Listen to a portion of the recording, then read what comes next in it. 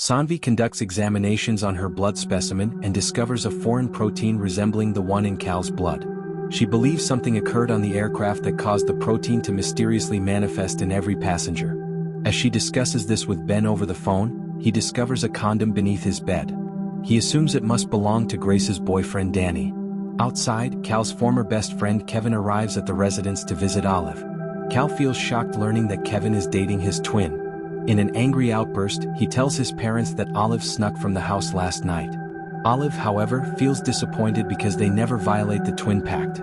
Later, she confronts him about it and Cal reveals he doesn't feel like himself due to all the changes. The twins resolve their differences and return to their normal relationship. Meanwhile, Ben and Michaela visit Kelly's mall to investigate her murder. They encounter a woman who flees immediately upon seeing them. The siblings capture her and ask how she knows Kelly. It emerges that Kelly's husband Taylor threatens and mistreats the mall employees daily because they are undocumented immigrants. The last time Kelly visited here, the girls shoved her because she assumed she was there for the same purpose. But Kelly revealed she wanted to assist the workers. Ben and Michaela learned that Taylor murdered his wife because she was attempting to change how he manages their business, which would result in losses. They bring Taylor for questioning, but he has multiple alibis from that night claiming he was at a restaurant. Furthermore, no evidence suggests he hired an assassin. Consequently, he is deemed innocent. In the next scene, Ben finds a stranger in his house and confronts him, but he proves to be Grace's friend. After his departure, Ben loses his composure and asks Grace how many men she has brought to the house. Grace responds that the man used to repair the sink and assist them during their time of need. She was alone for 5 years, raising a daughter and operating a business, meaning she had to accept people's help. Ben apologizes for his outburst, but their relationship doesn't appear the same. Later that evening, Michaela visits Evie's house to apologize to her parents once more. She's greeted by Evie's father, who reveals that Beverly is missing. Police have asked him to remain home in case she returns, but someone must search for her around the neighborhood. Michaela immediately takes his car and drives around the area. She encounters Beverly at an intersection where a vehicle is about to strike her. After confirming Beverly's safety, Michaela approaches the other car and finds Kelly's maid inside.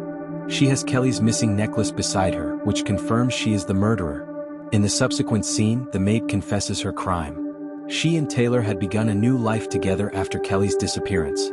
But after she returned, the maid was back to being a stranger to Taylor. Hence, she killed her from jealousy and took her necklace. Michaela receives praise for solving her second case in under a month. At home, Grace tells Ben that he is the love of her life. She never stopped loving him throughout the 5 years she believed he was dead. They embrace each other and resolve their differences. Later that day, Ben and Michaela meet with Sanvi. She has discovered that every passenger's MRI displays symptoms of a stroke victim. This would indicate all of them suffered a stroke while on the plane, but no one experienced it. To learn more about the matter, Sanvi needs to experiment on Kelly's brain, but it has been transported by a government agency to a secret location. Meanwhile, Vance's team closely monitors the passengers present at the airport when the plane exploded. They are actively attempting to find connections between passengers and how they experienced the same urge simultaneously. A flashback from the disappearance day shows us the flight attendant Bethany was doing something suspicious on the plane. Sanvi walks down hospital hallways when suddenly she sees a moving statue before her. There are also wet footprints on the floor, but they vanish when she looks back at them. It appears to be another calling, but she cannot understand it. A while later, a frantic patient approaches her, claiming the flight attendant is behind everything. Sanvi feels shocked because he knows Bethany's name as well. Elsewhere, Michaela and Jared are partnered for a mission where they must remain outside a gang's hideout until ordered to enter. While there, Michaela discovers that Jared manipulated things to be paired with her. Suddenly, she sees an angel statue before her and receives a calling asking her to save him. Meanwhile, Olive and her friend are at a cosmetic store trying a new makeup collection. Olive wants to purchase lipstick but lacks money. She instinctively steals it, however, a guard catches her. Later, Ben goes to collect her but finds Danny already with her. He is Grace's ex-boyfriend, whom Olive still considers a father figure. He hands Olive over and departs, but Ben cannot help feeling disheartened. He realizes he is no longer the first person Olive thinks of during trouble. Meanwhile, Michaela makes the connection that the voice is asking her to save the person who has gone undercover in the mission. She convinces Jared to enter even though it might ruin the entire mission. Unfortunately, the calling is incorrect and the mission fails. Jared receives blame for the mishap because he made the decision. Olive feels terrible for what she did but didn't want her father knowing she is a failure. Ben makes her understand that he loves her as much as he loved her 5 years ago, regardless of how much she has changed. Then we see Sanvi visit the flight attendant's place and tell her about the mentally ill patient who knows her. Bethany finally reveals the man's name is Thomas. He is a gay man who was about to be killed by his family in Jamaica. Hence, Bethany assisted him by getting him on the plane. When they landed, he was supposed to exit through the cargo hatch and meet his boyfriend in the city. However, because of everything that happened, he was left alone in an unfamiliar city. Someone reported him to police and he ended up in the hospital. Sanvi and Bethany go to the hospital to free him but discover he has already escaped. He doesn't know anyone in the city, meaning they have no way to find him before police do. They meet Michaela outside the hospital and flee because Vance is also in the building searching for them. He has discovered that Thomas was in Flight 828's cargo hold due to his fingerprints. Bethany is told about the wet footprints and angel statue that Sanvi and Michaela have been seeing. She realizes the calling is pointing toward the Bethesda fountain that has an angel statue standing on top with her feet in water. When they reach the location, Thomas is sitting by the fountain. It's finally proven that the callings were asking Michaela to help Thomas. They bring the poor man to Kelly's boiler room, which has been closed for years. He must stay there for several days before they decide what to do next. In the next scene, Michaela and Ben are returning home. Ben thinks they should start avoiding the callings because it's endangering their lives. He fears that eventually, his family will be harmed because of this. Then we see a flashback from 5 years ago. Grace and the family are on their flight back to New York. Olive insists they wait at the airport until Flight 828 arrives, but since that will take several more hours, they return home. They are soon informed that the flight has vanished mid-air with no evidence of a crash. Jared, Lourdes, Grace, and the family worry about the three on the plane, unaware of what will happen next. A few months later, Grace has withdrawn from the world and fallen into depression. Olive must eat whatever is in the house and care for her mother simultaneously. When Grace realizes she is hurting her daughter, she attends support groups and therapy. This is where she meets Danny, who makes her laugh for the first time after the incident. Lourdes and Jared are also grieving together. This makes them bond and understand each other like no one else. 2 years after the incident, Jared receives a promotion and they visit a bar to celebrate. One thing leads to another and they end up kissing. Back in the present, Ben refuses to help Thomas for his family's safety. However, a voice in his head repeatedly tells him that everything is connected. He and Cal go out for a father-son day together to distract themselves. After enjoying the carnival, they decide taking the subway home. Suddenly, Cal runs away driven by a calling. He runs through several tunnels, shouting that everything is connected. Ben feels shocked realizing his son is also experiencing the abnormal phenomenon. Elsewhere, Vance is losing his composure because they lost Thomas and no one has information on him. But he discovers that Bethany was in the hospital when Thomas escaped, which leads them to believe she is hiding him. Bethany is with her girlfriend and they are about to visit Thomas with food and supplies. But then Vance finds her and arrests her for helping an illegal immigrant enter the US. After running for several minutes, Cal stops when he reaches where Thomas is hidden. Ben is utterly shocked. Now that he knows Cal is also involved, he is ready to help Thomas and serve the callings. A while later, Cal says someone is coming for them. It turns out the person is Bethany's girlfriend who is here to bring Thomas to a safer place. At the same time, Danny meets Grace and tells her he still wants involvement in Olive's life. For 3 years he has been a parent to her and cannot just stop loving her like a father. He promises staying out of Grace and Ben's relationship but begs her to let him see Olive occasionally. In the following scene, Jared returns home to Lourdes. She has discovered he put his job at risk for Michaela. She knows how much he loves his job, and this would mean he is ready to sacrifice it for his ex-fiancée. The two are facing relationship troubles because of Michaela's return. Jared tells Lourdes he loves her, but even he isn't sure if it's true. Then we see the day when the plane returned after 5 years. Danny found out and didn't argue before leaving the house. Similarly, Jared and Lourdes were speechless and didn't know what they should do. In the present, Ben is doing his best to make connections between the callings and their purpose in life. He tells Michaela he is doing it all for Cal, to ensure the callings won't harm him. One of the aircraft passengers was a Bulgarian individual named Marco. He couldn't speak any English and was relatively new to America. Therefore, while completing the customs documentation on the flight, he contacted Sanvi and Cal, requesting they help him translate. Now in the present, Cal experiences a nightmare and begins screaming in Bulgarian. He is also burning with fever, so his parents rush him to the hospital immediately. The shocking aspect is that Cal has never learned to speak Bulgarian or interacted with any Bulgarian individual other than Marco. Meanwhile, the brightest minds in the scientific community attempt making sense of the missing aircraft. Some propose the plane passed through a wormhole, while others believe the laws of physics as we understand them don't apply to this phenomenon. Vance listens to them and realizes they won't reach a conclusion anytime soon. His only opportunity at uncovering what caused the disappearance are the passengers themselves. Even after being at the hospital for hours, Cal's fever doesn't subside. It concerns the doctors since they haven't been able to determine the fever's cause yet. Grace asks the doctor if Sanvi's experimental cancer treatment is making Cal ill, but the doctor dismisses it because it has been nothing but successful for the past 2 weeks.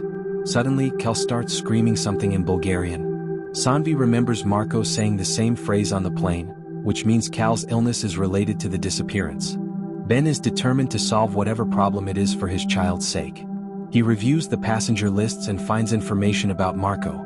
The man has no immediate family members in New York and no addresses where they can search for him. Some people from the flight have gone missing after Kelly's death for their safety, so the group believes that Marco is also one of them. To learn more about the man, they meet a translator who was also on the flight. She reveals that people like Marco who didn't have immediate family in America were sent to a government shelter until they determined where to go. She distinctly remembers he was on bus number 5, but every official record states there were only 4 buses that transported the passengers. Upon investigation, Ben discovers there was a 5th bus filled with foreigners who no one would file missing complaints about. The government must have sent the bus to a secret location so they can experiment on the passengers and determine the cause of the disappearance. With time, Cal's condition deteriorates. He starts shouting help and hurry in a foreign language. Ben quickly conducts some research and finds a certain area of farmlands where the bus must be hidden according to traffic cameras. Michaela asks Jared to accompany her to the location and tells him about the missing bus. Initially, he doesn't want to help her because she refuses telling him about the callings, but upon learning the mission might be dangerous, he gets ready to drive. Then we are finally shown the place where passengers from bus 5 are being held. Marco is in the center, being electrocuted to test his endurance, while the same happens to others beside him. Every shock he receives resonates with Cal and hurts him as well. After a 30-minute drive, Michaela and Jared reach the farmland and find the site where they're performing experiments. However, it's guarded by armed military personnel who are ready to shoot anyone attempting to interfere with their duties. Michaela pretends being a lost civilian and escapes the situation. But before driving away, she captures a picture of a woman being led into a red door. When they're far enough, Jared stops the car and demands answers. Michaela finally tells him about the callings, which are difficult for him to believe. Still, he thanks her for keeping him informed and urges her to come to him if there's any problem. In the meantime, the doctor suggests giving Cal an antibiotic because she suspects he has an infection that hasn't appeared on tests. But giving him an antibiotic would mean the failure of the cancer treatment he's undergoing. Grace wants to solve the immediate problem, but Ben is confident if they wait they will find a better solution. He suddenly remembers he can ask Vance for help since he also works for the government and must know about the experiments. He goes to Vance's office and accuses him of unlawful conduct, but the man is clueless about the experiments. Ben even shows him the picture Michaela took, but Vance refuses to believe him. In the end, he is left helpless as a father. But after he leaves, Vance asks his people to investigate what Ben was saying because there actually might be an unlawful experiment occurring. At the police station, Michaela investigates the farmland's owner and discovers it was purchased just 2 weeks ago by a multi-billion company called UDS. Moreover, the buses that relocated passengers were also a gift from UDS to the government. It's clear the company is funding and organizing the experiments independently. On the farm, doctors stop the experiment for the day to move patients to a safer location. As soon as Marco relaxes, Cal's fever subsides and he is saved. Grace feels so relieved that she goes into the bathroom and breaks down in tears. She only rushes outside when told Cal gained consciousness. The doctors believe he got lucky, unaware of the problem's root. Elsewhere, Vance receives the same information Ben discovered hours ago. He starts suspecting someone powerful is orchestrating the experiments secretly behind the government's name. Vance and his assistant go to the farmland where Michaela took the picture, only to find it empty. But as they're about to leave, they find a fresh bandage on the floor. It's clear someone ill was moved from the farm recently. Hours later, Cal speaks for the first time and says he's scared because he can still feel Marco. Ben knows that for the kid to be completely well, they have to save Marco and the others. The only way to find out where UDS is keeping them is by joining UDS himself. They're looking to hire someone in the accounting department, and even though Ben is overqualified for the job, he might be able to get it. On the interview day, he makes the interviewer believe his qualification will be an advantage and is instantly hired. He refrains from telling Grace the real reason he's joining the team, since they've already argued about him investigating the callings. As they discuss the new job, Olive asks permission to go rock climbing. Ben allows her but finds out she's going with Danny. In his absence, Danny and Olive regularly went rock climbing because it gave her a goal and distracted her from her loved ones' deaths. Ben doesn't mind her spending time with Danny as long as it helps her. On his first workday, he finds out his boss is a Flight 828 enthusiast. It's good news for Ben because he can ask the man for favors while he searches through the UDS database. Soon, he finds out he needs a red-level keycard to access the information he wants. During lunch breaks, he fries his card in the microwave and makes it appear it's not working anymore. His boss offers him a card with greater access upon seeing he's having trouble with the old one. After using the card to enter the system, Ben finds a project named SP, but even the higher card doesn't allow him access to view the project's information. Following that, he comes across a woman named Fiona Clark. She's a researcher who was one of Flight 828's passengers. Ben also discovers she's working for whoever took the missing passengers. Ben and Sanvi go to one of Fiona's conferences to meet her. Her recent research concerns how human brains are connected to each other, in the sense that one can channel pain from someone else's body. It's the same thing that happened between Marco and Cal. Upon seeing Sanvi and Ben, Fiona comments she had been waiting for them. After the conference, they talk to the researcher and find out she has no knowledge about the detained passengers. She was approached by a non-profit organization named SP on the fourth day after the flight's return. They were interested in funding her research and have been helping her with conferences since then. However, she was never told about her research being used experimentally on detained passengers. Elsewhere, Jared and Michaela are called to a crime scene where a man is shot dead. His nephew Carlos begs Michaela to save the man, but she's unable to. However, when she's near the dead body, she hears a heartbeat in her head. They go to the police station where Carlos reveals his uncle was his only family, the one who helped him when he was severely ill as a child. The police bring in suspects and make him identify the killer. However, Carlos says he doesn't remember the man's face clearly. Michaela and Jared know he's lying because he said something different at the crime scene. But since police have nothing to hold the suspects in custody, they're released. Later that day, Jared brings Michaela home for dinner with Lourdes. Michaela is surprised it isn't awkward and she's actually having fun with them like old times. While talking about their past, Lourdes comments that Evie used to want revenge, not justice. This reminds Michaela that Carlos must be doing the same. He wants to punish the culprit himself, which is why he didn't identify the killer and said he never saw a gun. She rushes to his home and inquires if it's true. Carlos denies the claims, but she makes him understand he still has an entire life ahead of him and shouldn't do something he regrets. The following morning, the kid brings the gun to the police station and is ready to identify the man. But by now, police have no idea where the killer is. Michaela and Jared go to the neighborhood where he was found earlier. Suddenly, Michaela hears the heartbeat again, which shows her the way to reach the man. Jared drives according to her instructions and finds the killer about to rob an elderly man. They arrest him just in time before he causes any harm. Jared still cannot believe Michaela's predictions are accurate. A while later, Michaela goes to Carlos to inform him they've found the culprit. She notices Evie's picture on the wall and is informed her heart was donated to Carlos when he was a kid. By a twist of fate, the accident that killed Evie also saved Carlos's life, which is why Michaela could hear the heartbeat. Meanwhile, Ben befriends a colleague and gains access to the SP database. He also spills coffee on the guy to distract him and download the file to his hard drive. The plan succeeds and he texts Sanvi about it. What he doesn't know is that Vance has access to all his text messages and knows about the hard drive. After work, Ben is leaving when he gets a text message asking him to come to the hallways. In doing so, he finds Vance waiting for him. He takes the hard drive after threatening Ben that he'll expose him for snooping around. Although the two are working for the same purpose, they don't trust each other. On reaching home, Ben goes to Cal and promises to find Marco before he becomes ill again. He also tells the kid about Vance, but according to Cal, Vance is on their side and is a good man. Ben realizes his son's callings are different and more precise than other people's. His suspicion is confirmed when they see a picture Cal drew yesterday. It's a picture of Carlos with a heart. After the kid goes to sleep, Michaela and Ben talk for a long time. Cal wants to go to school, but Ben thinks it's not a good idea since they're being watched. Michaela argues that Cal has the right to have normalcy in his life after what happened. Elsewhere, the project leader of SP tells researchers to do everything they can to get results, even if it means harming the passengers. The main aim of the experiment is to prove passengers' brains are connected. In the morning, Cal goes to school for the first time after years. All his friends have jumped several grades, but they welcome him wholeheartedly. At work, Michaela is told about a guy from 828 who is trying to jump off a building. She goes to the site to convince him otherwise. It turns out the guy is trying to end his life because he doesn't understand the callings. No matter how hard Michaela tries, he jumps off and dies. Then, at Ben's workplace, Vance approaches him and agrees to help.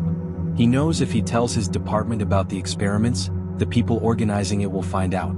Hence, he has to work on it secretly. Ben is given the hard drive and asked to find out what the data on it means. On analyzing it, he realizes the passengers are being electrocuted to see if they channel each other's pain. Grace visits the store to purchase cosmetics for an evening dinner with Ben. She encounters Lourdes and can't help but spot a pregnancy test in her shopping cart. Lourdes discloses that she and Jared are attempting to conceive and requests Grace to keep this information confidential from Michaela. Meanwhile, Michaela and Jared visit the residence of the individual who perished after leaping from the structure. They discover, "I am the angel of death," inscribed on the wall. The deceased man had been attempting to decipher the significance of the callings and reached the belief that anyone who encounters him meets their demise. Subsequently, they visit a tavern the man frequented regularly. The barkeeper explains that he called himself the angel of death since everyone he informed about the callings would perish. Michaela is startled because this implies Jared and Grace's lives are in jeopardy since they're aware of the callings. Concurrently, Ben and Vance are working diligently to locate where the missing travelers are being held. To pinpoint the precise location, they require Fiona's assistance. They have her contact her connections at UDS and install a listening device in the SP project supervisor's office. Via the microphone, Vance discovers the general vicinity of the location where the experimentation might be occurring. They also learn that the primary mastermind behind the trials is someone called the Major. That evening, Grace informs Michaela about her meeting with Lourdes and her pregnancy attempts. Grace urges her to move forward, but Michaela understands how difficult it is to collaborate with her former fiancé and witness him loving her closest friend. Following this, Grace and Ben rendezvous at a restaurant to enjoy an evening without tensions. They previously had such outings every Friday evening and are pleased to experience some normalcy in their lives. After returning home, Ben learns of the passenger's death. Michaela also informs him that every non-passenger who learned about the callings has died so far. They resolve to withhold information about the callings from Grace moving forward, hoping this will guarantee her protection. Abruptly, Michaela receives a call informing her that the bartender they encountered earlier has also had an accident and died. She arrives at the location and verifies that the callings indeed kill non-passengers. At midnight, Ben receives a call from Vance. They have identified the radius where the missing patients are detained, but without the exact coordinates, they cannot launch a raid. Ben conceives an idea and goes to his workplace to steal the property documents using his supervisor's key card. He's certain to be dismissed afterward since there are security cameras everywhere, but he's willing to risk it for his son's sake. He enters the office and completes the mission without detection. By morning, they possess the exact coordinates. In the hideout, the SP project supervisor grows impatient.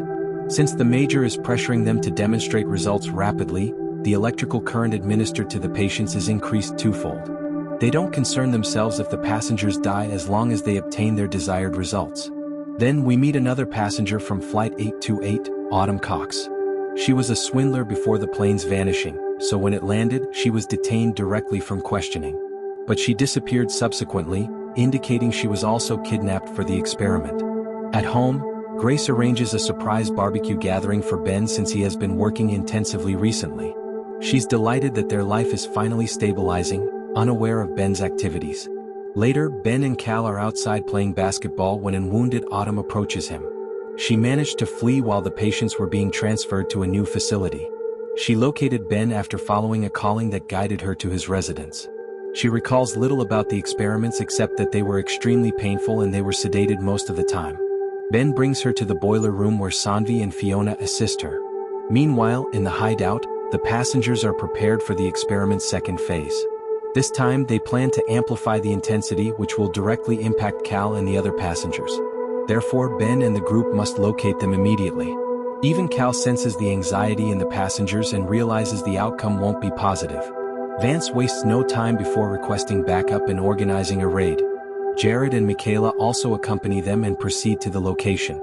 However, upon arrival, they find it completely vacant. It's nearly impossible because every clue led them to the building. At home, colleagues from Ben's workplace arrive searching for him. During the party, Grace is informed that her husband has been investigating places he's forbidden to access. He has been terminated and is under scrutiny. Additional problems emerge when Olive searches for Cal and discovers him missing. As Ben discusses the next strategy, Cal appears at the location, guided by a calling. He presents them with a sketch of the building and explains that the path to the patients is behind a shrub. Upon inspection, they locate a concealed entrance at the same spot. Michaela watches Cal while the SWAT team, Vance, Ben and Jared enter. Soon, the guards spot them and gunfire erupts. The researchers maximize the voltage and escape the scene. Consequently, the other passengers absorb the pain of those suffering and experience severe headaches. Fortunately, the team arrives in time to liberate the missing passengers without any casualties. Ben brings them outside, but Vance and the others are trapped in the tunnels. Suddenly, a massive explosion destroys the entire tunnel network. Michaela rushes inside and rescues Jared, but Vance and the SP project leader perish in the incident. Grace is relieved to have her son back but enraged at her husband for deceiving her about numerous matters. They engage in an argument that intensifies because Ben cannot reveal the callings. Ultimately, he's asked to leave the house. He reluctantly complies, promising to visit the children occasionally. Then he meets Michaela and the others in the boiler room.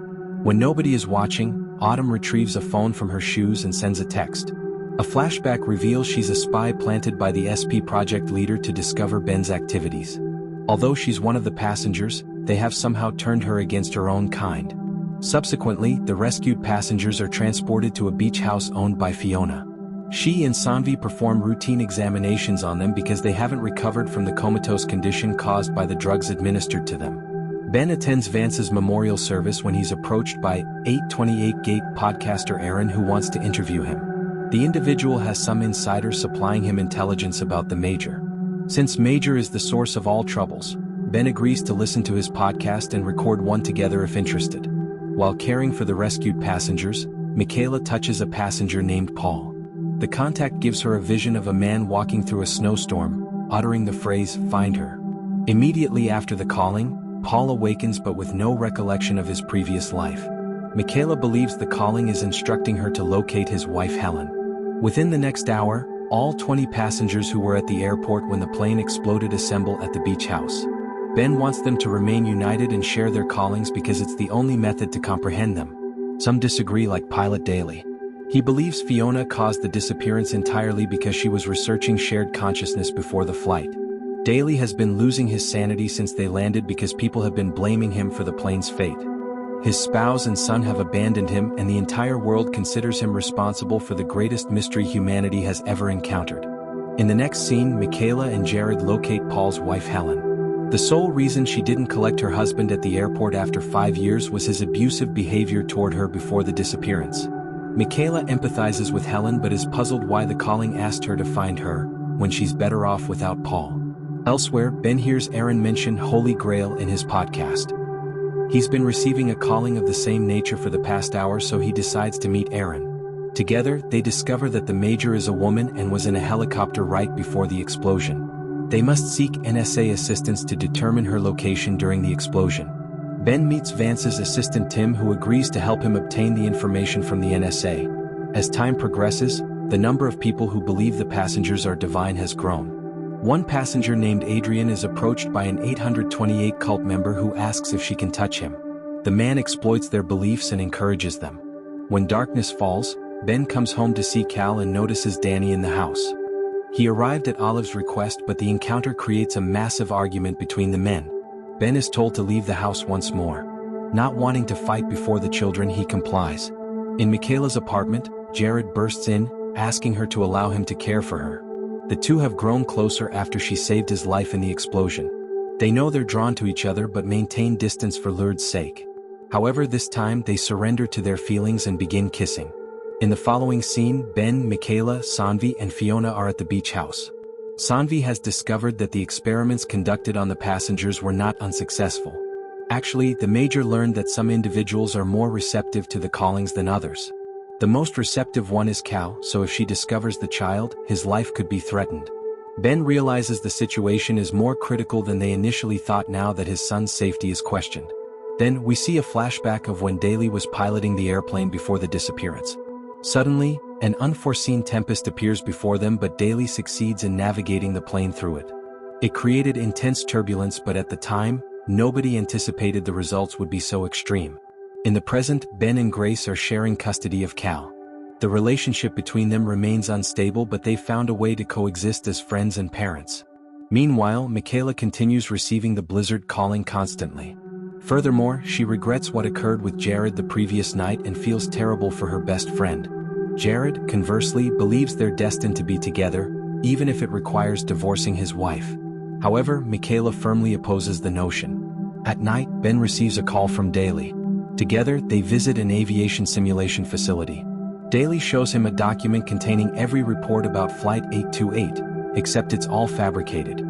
They review the simulation to discover that the storm shown in the file isn't even half the size of the storm they endured.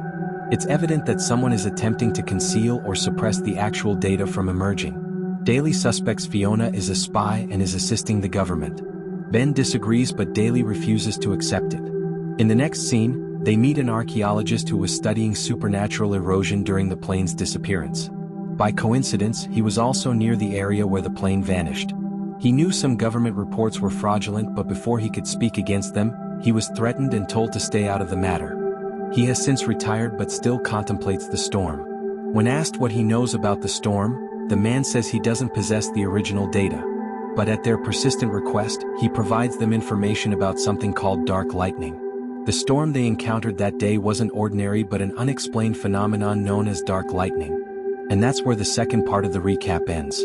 If you enjoyed this recap, don't forget to like, subscribe and comment your thoughts below. Check out part 1 and 3 in the description.